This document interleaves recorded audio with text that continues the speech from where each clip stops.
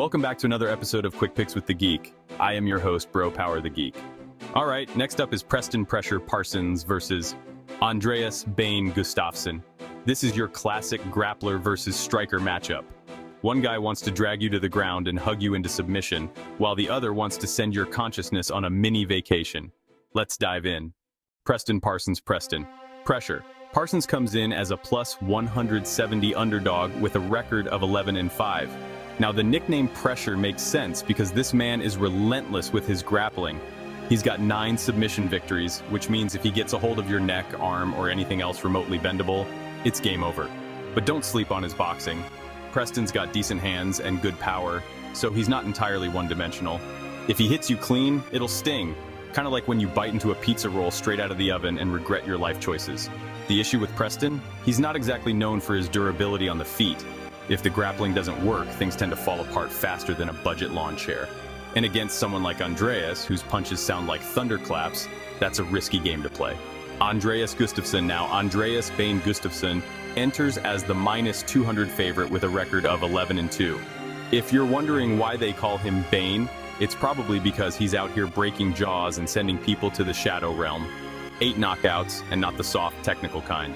These are the you're waking up asking what year it is kind of KOs.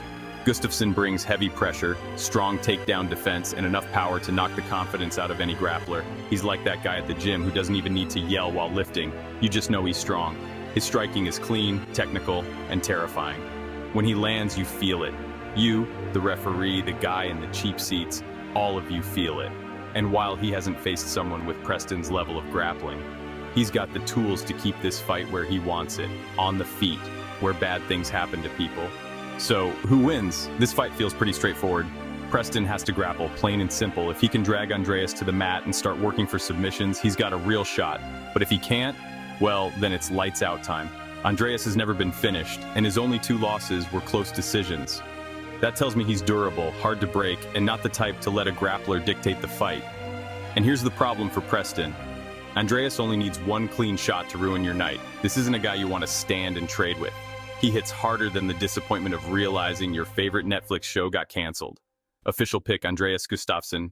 I think he stuffs the takedowns, pressures Preston, and lands the kind of power shots that have you waking up thinking it's 2009.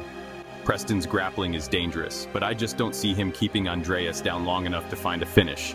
And over 3 rounds, Andreas has way too many opportunities to find that knockout. Let's hope Preston comes in with a solid game plan, because if he tries to strike for too long, it's going to end with Gustafsson adding another highlight reel KO to his resume. If you enjoyed this, go ahead and smash that like button. If you haven't subscribed yet, what are you waiting for?